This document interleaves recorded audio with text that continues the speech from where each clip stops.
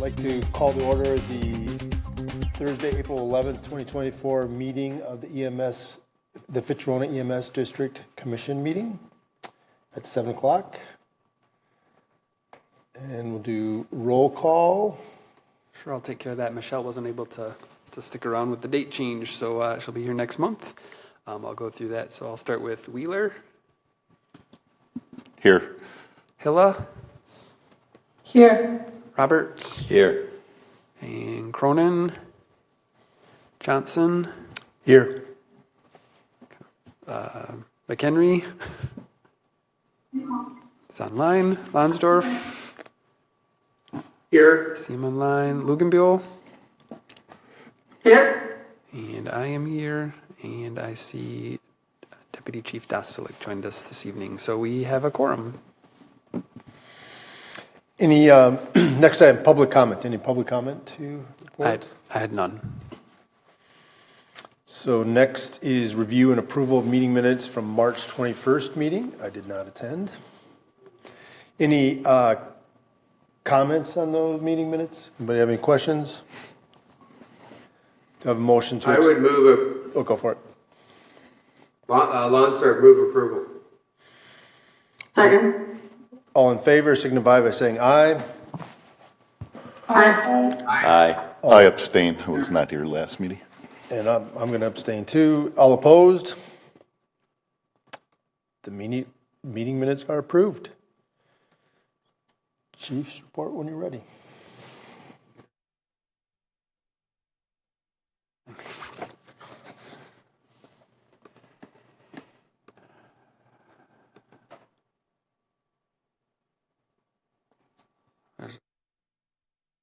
Get that green. There's our screen.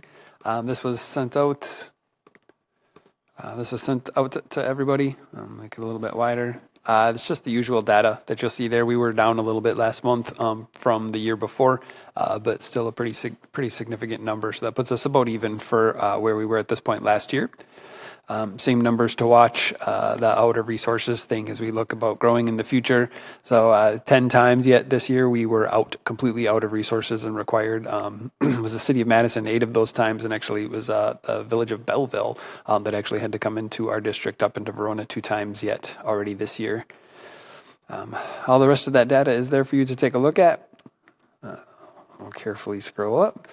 So there's our aging report. Again, we still have funds coming in from Three Rivers as they continue to process our pre-November 1st calls. And then so you'll see the significant numbers from EMSMC, the new billing company who started after November 1st, and catching up on a lot of those calls. So our aging is actually looking mildly better, that 180 days. Chrissy, who is our customer service specialist, and I think it's Jason, who's the president of the company. They're actually coming to do I don't say a site visit, but a one-on-one with us tomorrow. So we'll talk with them again, circling back to they're helping Three Rivers out with that aging process of why that number just continues to get higher as numbers move forward. So we'll get that addressed. Otherwise, you'll see the cash on hand there. We did receive our FAP funding from the state. It didn't come until April. It was like April 2nd, I think, is what. So you won't see it in there, but we did finally get that funding for this coming fiscal year. We did get a $25 donation from a resident of Verona who's just, they traditionally actually send us a check for $25 every year. So recognizing them, sent them a thank you card. The updates I really have on the ambulance, it's still targeted, was previously October. Last I checked in with Saria as our salesperson, actually today, still targeting November for a delivery date on those two, and then no real employee updates. Other stuff had in the chief's report. The audit, we got the draft copy of the audit yesterday. It is just a draft, so I looked through it. Michelle looked through it. Nothing out of the ordinary from either one of us. So Brett, who is from Johnson Block, who did the audit, they'll finalize it. We should have that. The final copy, I will distribute that to all of you, and then I'll ask if he can come do a quick presentation on it for us next month.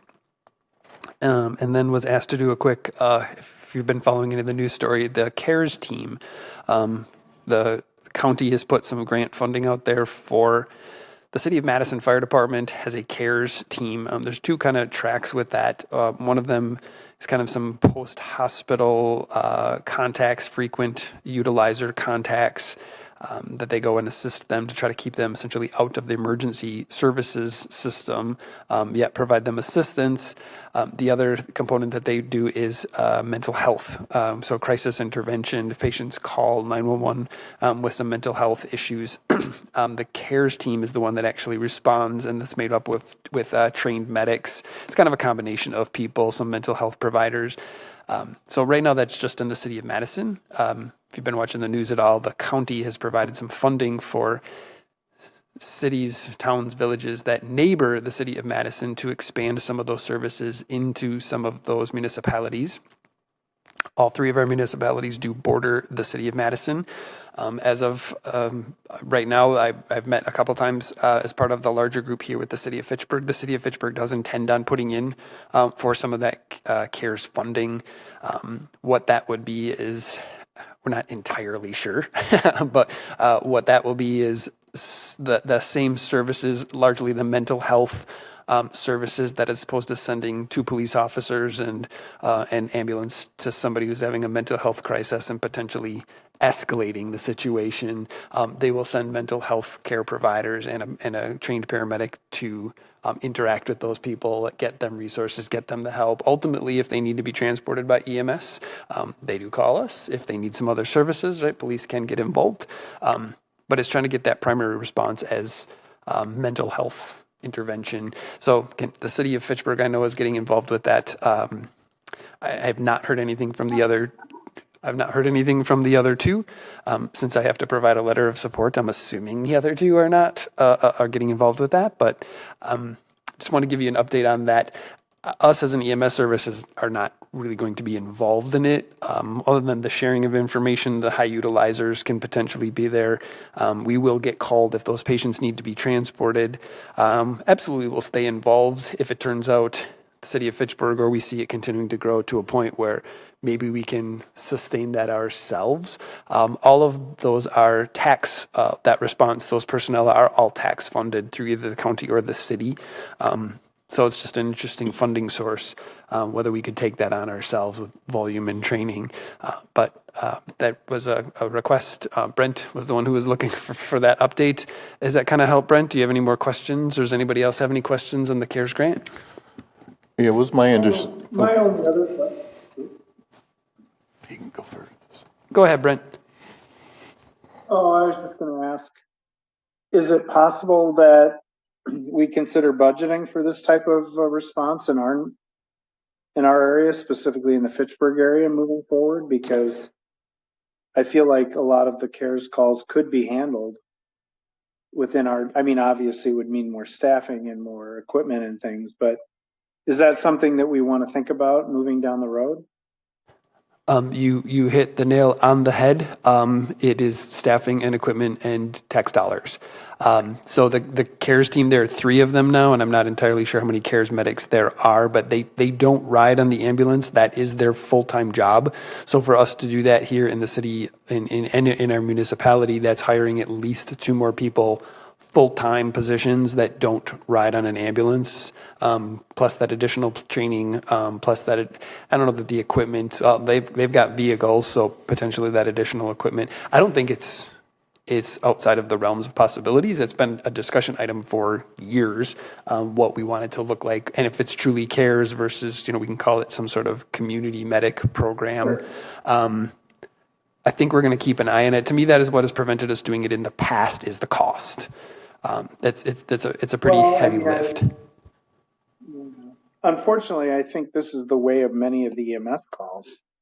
So I'd like us to at least think about budgeting for something like this, because if we could reduce the number of times we need to run an ambulance out for something that could potentially be de-escalated by a CARES team, we might be saving some cash on some additional things moving forward. But I also think, just even given the light of the events of the last several days, as temperatures warm up, we're going to see more needs for these types of cares responses. Whether you call it that or not is another discussion. But I mean, I don't know if you pull out the data, but I would imagine that many of our calls are mental health related, and many of them could be managed with a lot less response than a full ambulance crew and a $1,500 payment that probably won't get paid.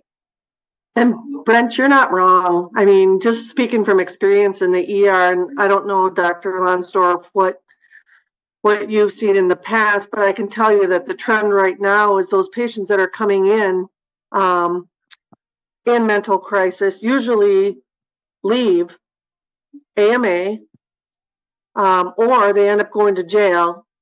If there's any opportunity to de-escalate these patients at their homes and not have to transport them, I think it's less dramatic for some of these patients. I agree. And I mean, I'm not saying we have the money now, but I think it's something we should at least push the communities to think about, because, you know, we're beyond calling it cares. We go into the community paramedic episode or situation, and what percentage of our calls are going to lift assists and med checks and, you know, wound care and things that could have been followed up, you know, by a primary care, but aren't. So they're calling 911 for that and pulling our rigs out of service for that. I agree with you, Susan, 100%. We're seeing a tenfold increase in the ED, and they're just not staying, you know, and I know that isn't necessarily the burden of every tax dollar, but Fitchburg is an area where I see an increase of these types of calls, and we can see it in the run reports that Patrick presents. And I feel like we're seeing a lot less trauma and a lot more mental health and Patrick can speak to that. I'm not the expert on that, but I'd like us to think about it, because I feel like, especially post-COVID, we're seeing a significant rise in the mental health types of cases we're seeing that potentially could be relieved on the scene, or at least transferred to the right mental health care providers, you know, instead of them going in an ambulance, going to the ED, taking up an ED bed. You know, maybe that's not the solution, but just my food for thought. Sure. And it's something Be interesting to get costs. Look, yeah. Badly, yeah, it's the cost. So it's something But worth looking into. Yeah. Dr. Lonsdorf had waved. Well, I totally I agree that mental health is best handled by someone who has mental health training and knows how to de-escalate someone who's in a mental health crisis. And typically police are not that way. They tend to do a lot of authoritative type maneuvers that often make people in mental health crisis worse. I was going to ask Patrick, what sort of training do our paramedics have in dealing with mental health crises, such as someone who's in an acute psychotic state? You know, usually by the time we get called, things have gotten fairly out of control. You know, they do get triaged as part of the grant from the 911 center. There's the county has hired specifically dispatchers to help manage mental health crisis, people who call 911 to try to prevent resources from even getting sent. So I think that's part of this bigger system as well. We did do some training in December of last year with Dane County Sheriff that really talked about protective custody and kind of how to manage some of that. So we hit it here and there, probably not nearly enough, but at least speaking to the care stuff, I think this is a good start. We've been talking about it for years. So I pulled some very, very raw data just to share with the city of, Fitchburg as we started moving forward, like what kind of volume do we believe we'll see? The City of Fitchburg Police Department does have a 50% embedded social worker, Sarah, from the senior center, does 50% of her time with police.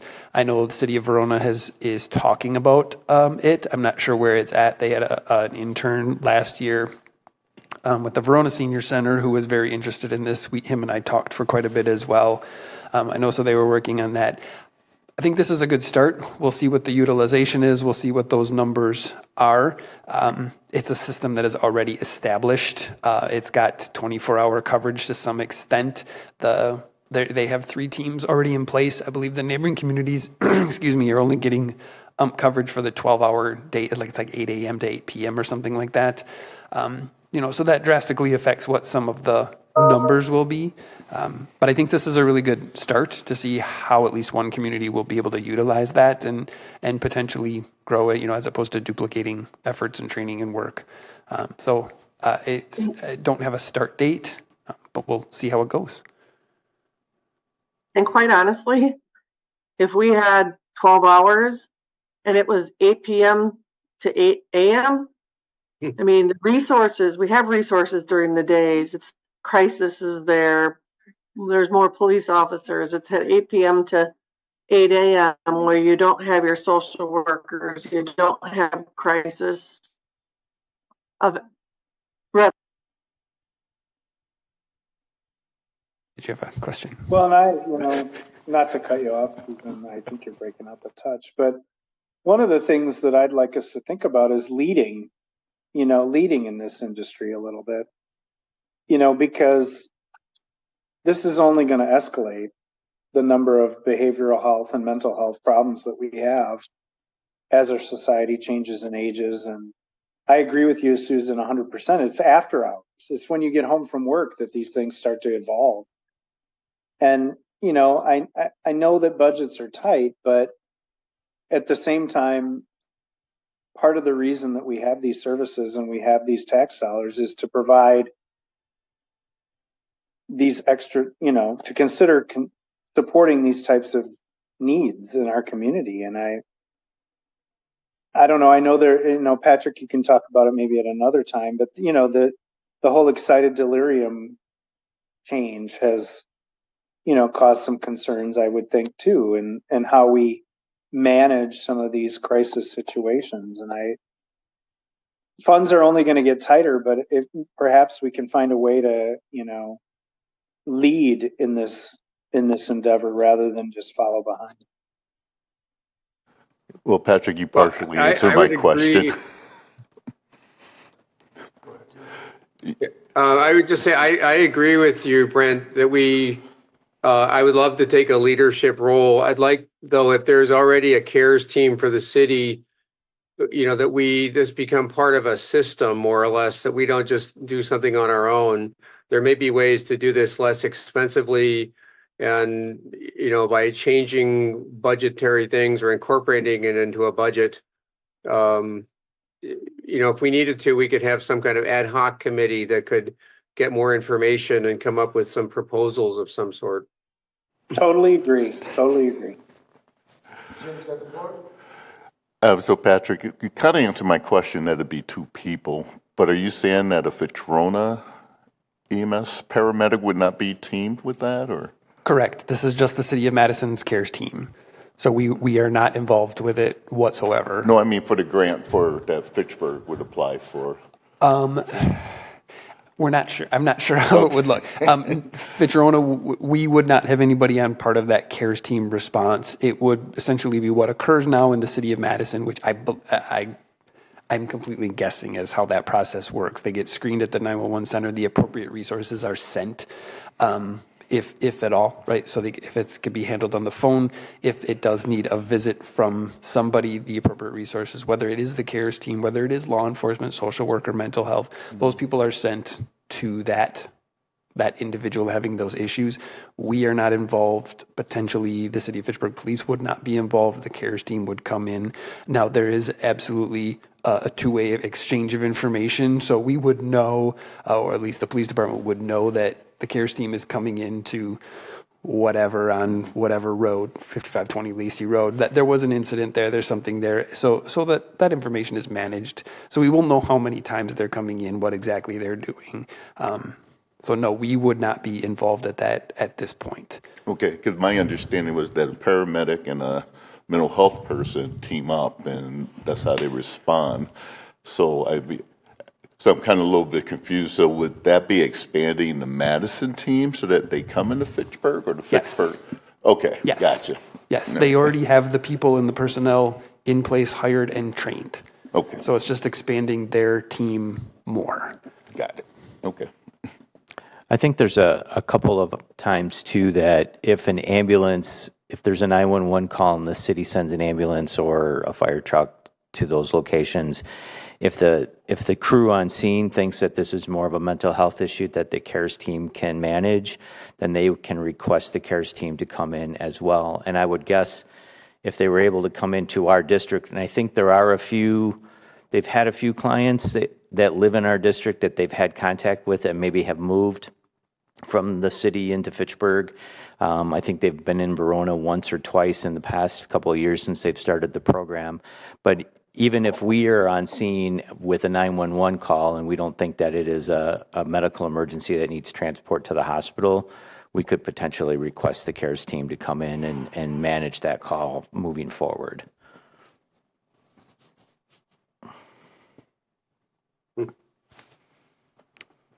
Thanks. Good discussion. Any other questions? That's all I got for my chief's report. Any other questions for the chief?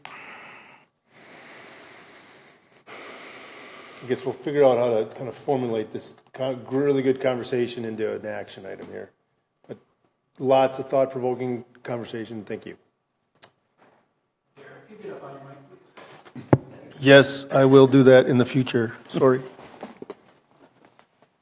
Next agenda item is subcommittee reports. Did the Personnel Committee meet since the last meeting? No. The Finance Committee meet? No. All right. Then we're moving on to review and approval of the accounts payable checks as authorized by the chief. Are there any questions before we make a motion? Any questions about the accounts payable? Do I have a motion to approve, excuse me? I move approval. Do I have a second? I'll second. All in favor, signify by saying aye. Aye. Aye. Aye. Anyone opposed, signify by saying nay. The check register is approved. Next item, presentation and possible action on the 2025 capital improvement project budget. So you'll see the screen pop up there. This was also emailed to you as well. Nothing out of the ordinary, just updating numbers. Historically, prior to a few years ago, there used to just be built in a 3% increase in every year for funding for our ambulances. Reaching out to Braun as well as another provider in the area who's just moving into the area. Their suggestion is increasing that about to 5%. That is what they're seeing as far as the cost of fleet vehicles about every year. So updating the numbers to 5% for every year. Still looking at what it says in there. If I ordered one today from just about any provider, ambulance provider, to a custom spec anyway, we're looking at least 2.5 to 3 years out. If you recall our CIP process, so we currently have 5 vehicles, 3 of them that run frontline 24/7 coverage, and then we have 2 of them that rotate through for maintenance or special events. We would replace them every 10 years, so they spent 6 years as a frontline truck, 4 years as a backup truck, and then we would replace it in largely everything that was inside of it. 2023 should have been a replacement year based on the delays that have been occurring. As I mentioned in the chief's report, we aren't going to see that truck that I ordered 2 years ago until November of this year.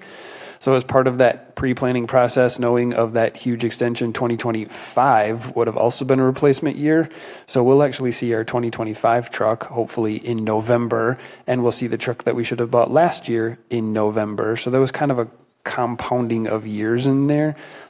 Because we use a fleet replacement program, it's actually not hugely impactful to the overall CIP project because there's funds there that just are put in there, and that's what you see here. There's funds that are put in there every year as opposed to seeing every other year bumps in the CIPs at the municipalities. They just put in half the amount every year so you don't get the big spikes. So that's what you see here is just upping that number. We don't we don't buy an ambulance every year as it appears on here. We buy an ambulance every other year. We just the funds are put away at the 3 municipalities based on this. We don't get those funds until we expend them or ask for them, and then they give them to us or reimburse. So the day they deliver my ambulance, I get them funds from the 3 municipalities, and then I write a check to the ambulance, the company we bought the ambulance from. So just if there's any questions on that, Fitch-Rona isn't sitting on this money earning interest on it. The municipalities are sitting on the money and earning interest from it, not us.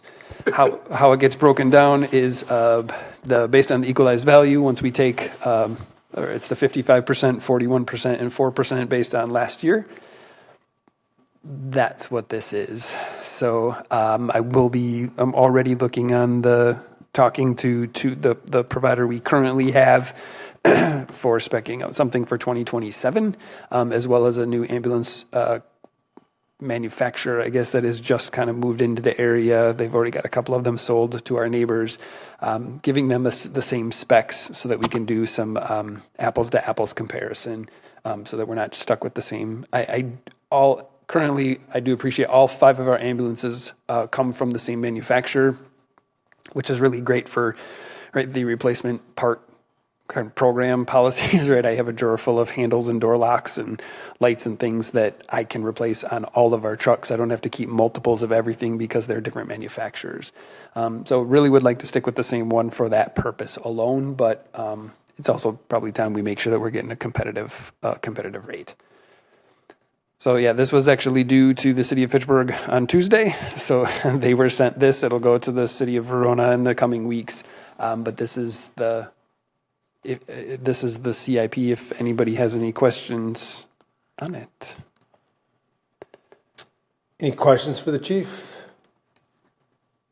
This is Dave Lonsdorf. Patrick, I was asked at the last town board meeting by Mike Durst, are you planning to get an electric ambulance at any time? And wouldn't that change these numbers somewhat? Absolutely. So electric ambulances are available. If the municipalities are willing to foot the bill for them, I would love to have one. I can actually get one before 3 years from now. I'm told I can get one in probably about 8 months. They are also 3 times the probably not quite 3 times. They are about 2 times the cost. So the last ambulance we purchased, I think the rough cost of the ambulance itself was about $312,000. There's roughly about another $100,000 that goes into it to replace the life cycle of the cot, the autoloader, the radios, the cardiac monitor, the stuff that goes in it. So we budget, I think it's $415,000 per ambulance. A electric ambulance, they don't customize them, which keeps that cost down a little bit. But the last time, so that would have been about 2 years ago, they make them in Illinois. It's a Canadian company. Quebec has been using them for years. So they are out there. They are proven. Last I knew, I was actually going to check with Chris Carbon. The city of Madison had a couple on order. I haven't seen the follow through on that. They start out of the box at about 6.5 or 650,000 without anything in it. So you're looking at about $750,000 for an electric ambulance, and that's without any of the infrastructure that needs to go into the station to charge it. On the flip side of that, I don't have it in front of me, but we do spend $30,000 a year on fuel and oil and broken turbo pipes and everything else that would immediately go away. Not that they don't have their own maintenance issues, but we would immediately get rid of our fuel and oil. We're probably, really ideally situated as far as a district-wise. I believe they said it's somewhere about 800, because it came from Canada, right? It's about 800 kilometers, whatever that works like in miles, on a single charge. So truly, we are in the perfect spot and the perfect busyness, I guess, for an electric ambulance. But there was the long answer for. If you got somebody who wants to foot that bill, I am more than happy to get one ordered. Any idea what it costs to charge them throughout the year?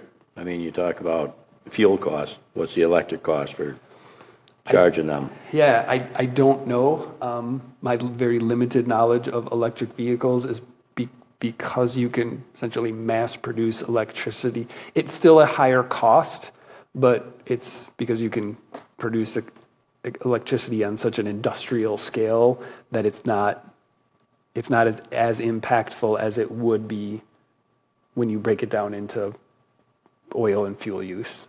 I can get numbers. I would prefer. Well, I I would mean, prefer if to you're get a looking at couple cost CARES over the teams year. Right. before we got an electric. What's that? I would prefer to get a couple CARES teams in before I spent that money on electric. Different funding sources. Any other questions for the chief regarding the capital improvement project budget? What possible action? Do we need to approve this or? Yeah. That's what Approval for submission to the municipalities. So we're seeking a motion to approve the project budget for submission to the municipalities. Does anybody make that motion? I'll make a I motion. make a motion. Or second. We'll take your second. All in favor signify by saying aye. Aye. All opposed? All opposed signify by saying nay. Motion passes. Next item, review and possible action on policy update, work period, wages, overtime, and other compensation.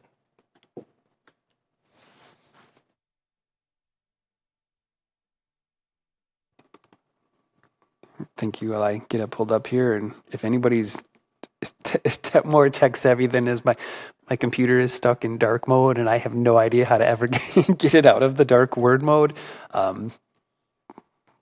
So I think you can see it.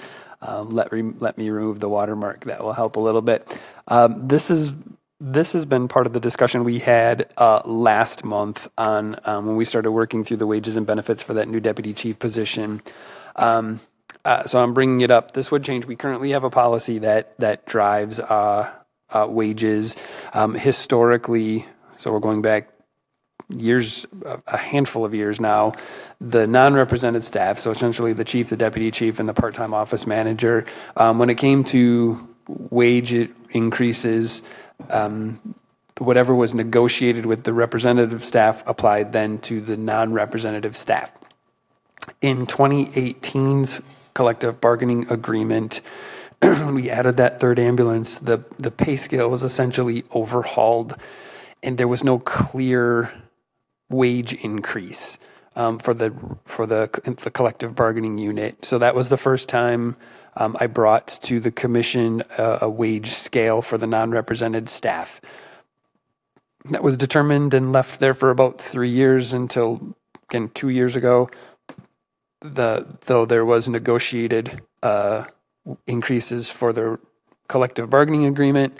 The non-represented staff were looked at differently because of the published fair market value studies that had been done in the city of Fitchburg that said the chief and EMS, chief and deputy chief, comparatively were being underpaid for their counterparts in the two municipalities. So some adjustments were made in the non-represented staff 2 years ago to make it closer. As soon as that was passed 2 years ago, that was when the city of Fitchburg produced their new wage comparison and automatically increased it to what we had just increased it to. And so we were already behind the 8 ball again. So what I would propose, and this was sent out in the packet to you, is to change our policy to just as a district adopt the non-represented pay plan as determined by the city of Fitchburg for the full-time non-represented positions. And I attached that document for you.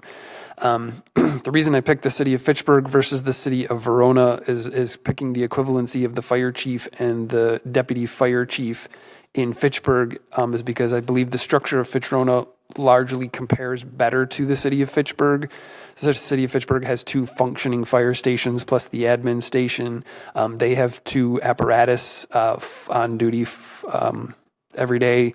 So eight personnel, I believe 4 full-time, 4 part-time, versus the city of Verona that has the 1 station, 1 apparatus, and a much smaller full-time staff. So I think our district where we have 3 stations, 6 people on, plus our 2 non-represented, I think we just mirror the city of Fitchburg better as far as departments go. So the ask then is that the EMS chief would be considered a grade Q employee, which is the fire chief, and the deputy chief would be considered a grade O employee, which is the deputy fire chief. And then compensation is based on the designated steps and pay for performance criteria that are already established for the city of Fitchburg.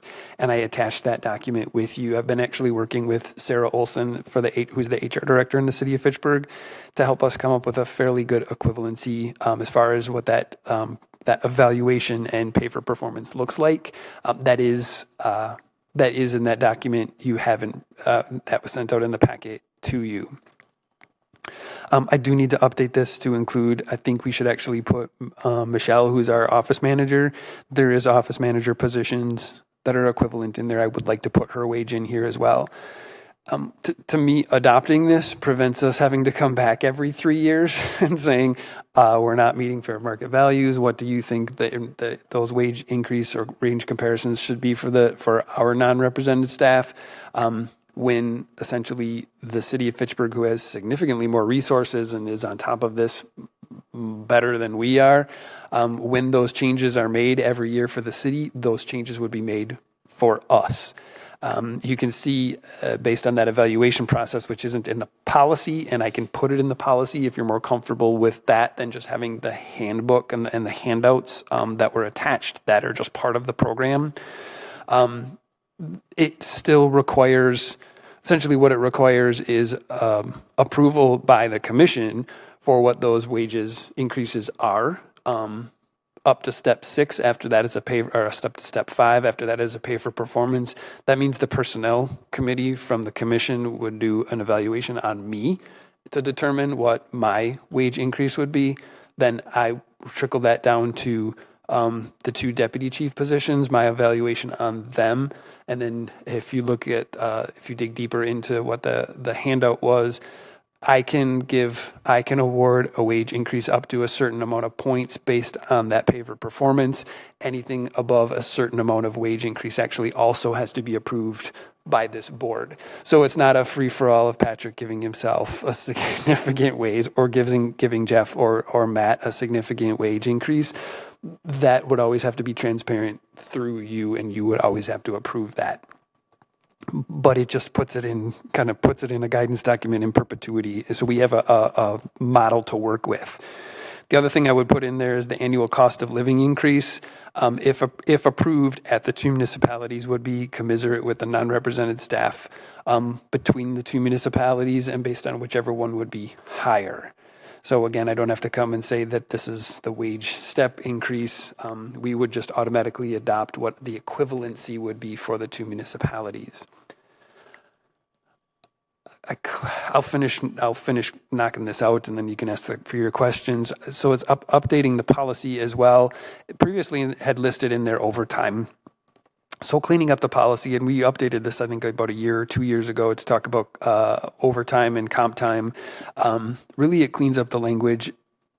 If we're going to adopt the city of Fitchburg or the city of Verona's hiring wage scale, hiring kind of book, those non-represented positions are FLSA exempt, or Fair Labor Standards Act exempt. What that means is essentially we are guaranteed a minimum. Essentially, it turns us into a salaried position, right? So whether we do 30 hours in 1 week and 50 hours the next week, we are always paid the same. So that's what FLSA exempt means. So with that in there, the overtime language needs to be removed because we aren't eligible for overtime. Now, I will tell you, this has been the practice ever since I've been the chief. I have not taken overtime. I've never approved Jeff for overtime. We just make it up. If I got a 2-hour commission meeting tonight, then I just go home 2 hours early tomorrow or something like that. So this just cleans that language up. That truly says, right, there's a workload expectation, there's an hours expectation. you get paid the same, get the work done. So that removes all overtime comp time for an FLS or for a non-represented employee. The exception would be Michelle, who's only part-time anyway. So that's what it says there. Just clarifying, so there is an opportunity for non-overtime compensation for a non-represented employee, and that's training, right? So if we did drive to a training, and this is the same for all of our represented employees, right? If they drove to a training, we do pay for conference fees. We pay for, depending on the nature of the training, we would pay for hotels, and so the rest of the compensation there does match with our current non-represented employees. It just cleans up the language, but it does say we don't pay for that time while they're at the training for our FLSA exempt employees. So between myself and Jeff, right, if I go to a 4-day conference in Indiana that lasts, right, I'm going to classes for 50 hours a week. I'm not getting overtime for that. The expectation is I do my work. What are your questions? The COLA thing, would that be in lieu of a percentage pay increase that you get? So my understanding is that every year the wage scale is adjusted. I believe that wage scale includes the cost of living unless they do an entire market value. So if you got step raises based on your wage, then the COLA would apply to those scales, not necessarily the person. If that makes sense, sort of. Ish. But like every few years, we look at your wage and we decide to increase it a certain percentage. With this COLA, it's based on cost of living. You don't combine the two, do you? I believe the whole wage scale moves. I don't think it is a cumulative thing. I think when you move throughout the scale, I would have to double check, and that's because I assume that the scale is going to get raised each year based on COLA, and I believe that's how that scale raises. and it won't go back. I don't think Correct. it can go back. I don't believe so either. I think the answer to your question is yes. It's not cumulative. Like I don't get a 6% raise and then another 3% raise. I believe that's not where it is. There's still always parameters that you have that it will fall under, and that's from to me for this policy would adopt essentially another packet of information that we could turn into a policy, or we can just keep it its own little packet of information. It should have been in that handout that goes through the steps of this. It becomes essentially a worksheet that says this is how your wage is determined. Here's actually your evaluation. Here's how you're awarded your pay increase based on that evaluation, and then how that matches up.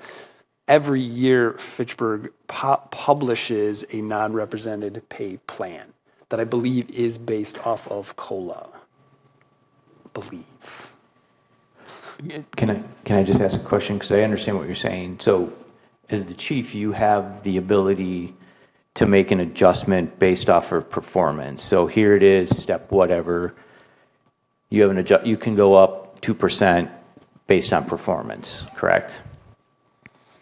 Yeah, whatever. There's some parameters in there that say your point value of your evaluation rolls into a grid that says X amount of percentage increase. Based on that X amount of percentage of increase, I am capped at whatever it is. I could give you a 2%, 3% raise, or move you in that step myself. Anything above and beyond that would require approval from the commission. And then, so let's say you move one of us 2% on that step based on performance. Then there's a 3% cost of living increase. Is that 3% then on top of that? I think that's kind of what I heard. Mm-hmm. Yep. That's what I kind of heard him asking is you have the ability, let's say I don't get a percentage increase because I was crappy for the year, but 3% increase for cost of living then would be adjusted just based on that alone and not based on performance. I believe so. Okay. I would absolutely make sure that I communicate this with the commission, and at least for the first couple of years till I completely understand it, would be done in conjunction with or evaluating with, again, Sarah from HR here in the city of Fitchburg. So I'm not asking for anything that's not already being done for a municipal employee of the city of Fitchburg or the city of Verona, if that makes sense. And just to clarify, I think this is really, from somebody that has been here for the number of years that we've both been here, I think this is a really good step in trying to make sure that it takes a lot of the pressure off of, Patrick to make decisions on how pay is awarded. And, I think it puts it right in perspective with what everyone else is doing. And I think that's important for our organization of $4 million and 5,000 runs a year. So I, for one, appreciate that. Thank you. Are there any other questions or comments, clarifications on the document?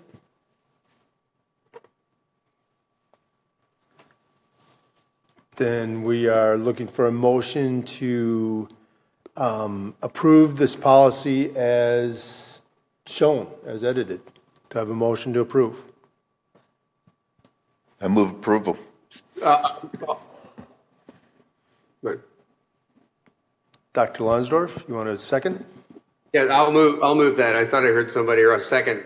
You're second, yep. All right, all in I'm favor? seconding, okay. All in favor signify by saying aye. Aye. Aye. Aye. Anyone opposed signify by saying nay. The motion approves, or motion is approved. And I'll just remind you how the policy procedure works. So once you approve it, this actually gets sent out. Now, I did share this document with we have a monthly labor management meeting.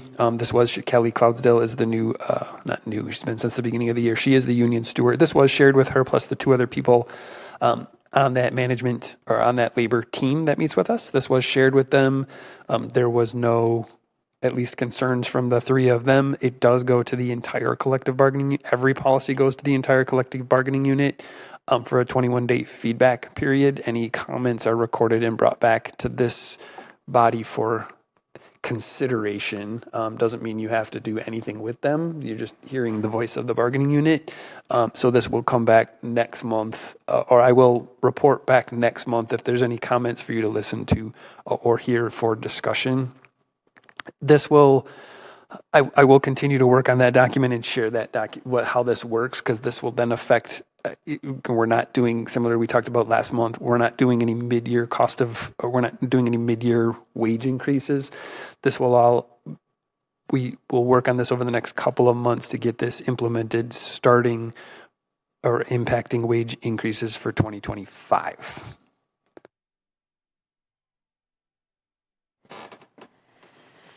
All right, moving on to the next agenda item, which is, oh man, I lost it. Sorry. Review and possible action on policy update, limited term employees.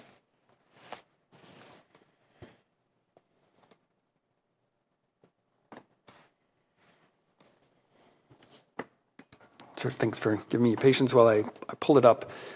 So this is, again, building off of what we talked last month in the two subcommittees. We didn't talk about it in the full group. What we're looking to do is, so our current LTE policy, number 9 was just a housekeeping thing that I crossed off. We actually, there's a whole work group now that we have an onboarding handbook, which is very different from the policy. So I took that out of the policy and we'll use that handbook as guidance.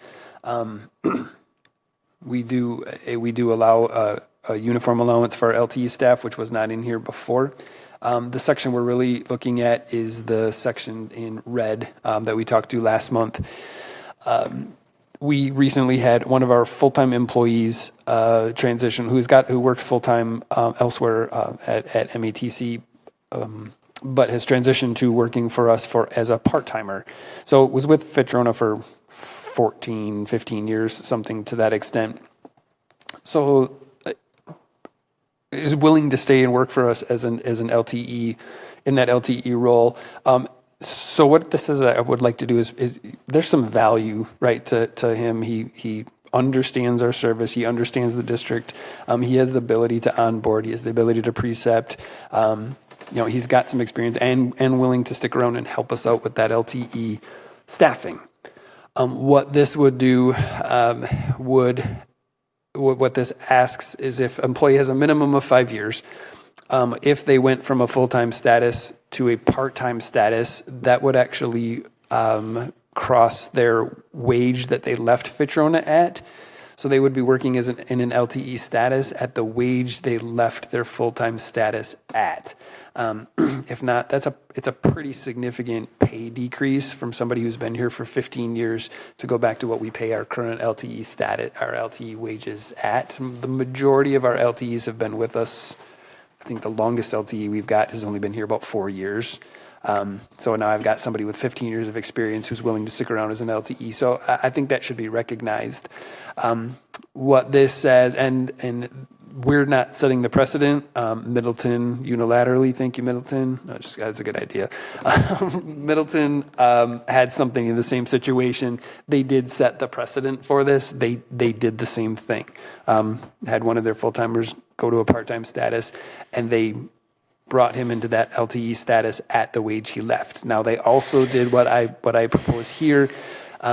That LTE wage usually does increase every year by that cost of living at 3% or whatever we have tended to do with that. Those LTE employees don't get to see the value of that. Their wages don't continue to grow. They are at that wage until the LTE wage catches up, which there's a pretty significant disparity there. I don't see that happening for a fairly good length of time, but they get the other benefits that come, right? They'd get the overtime at time and a half. They get the short notice pay. So their pay would not continue to go up with the regular LTE pay unless they met at some point. So that says that in there. It does also a mention to the bane of Jeff. It does say it has to be a represented employee, which means when Jeff wants to retire and not be a full-time chief anymore, it doesn't mean Jeff gets to come back at Jeff's deputy chief pay as a part-timer. So that that is in there. It was worth a try.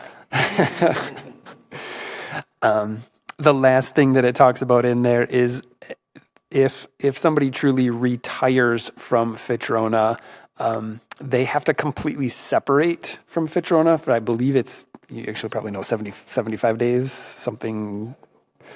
You didn't want to go back, right?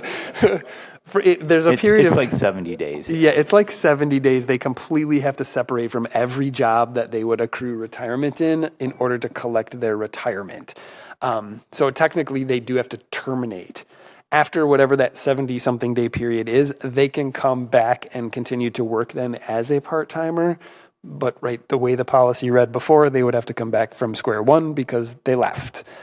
It acknowledges that they have to leave for that period of time, and I left it in their blank, or whatever the current guidance is. So if it ever changes, we don't have to update our policy, but they would be able to come back at that wage after that period.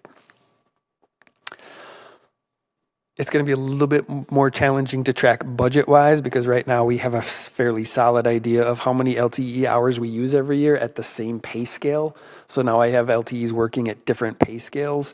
Michelle's already been tasked with how we make that as accurate as we possibly can.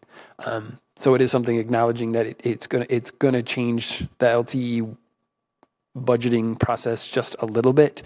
But still, at the end of the day, if I have another LTE in there that I'm paying more, it's still cheaper to bring that LTE in at a higher wage than it is to have to mandate somebody back at double time. Plus, again, the value that person continues to give to our organization. Any questions for me? Any questions for the chief? Do I have a motion to approve?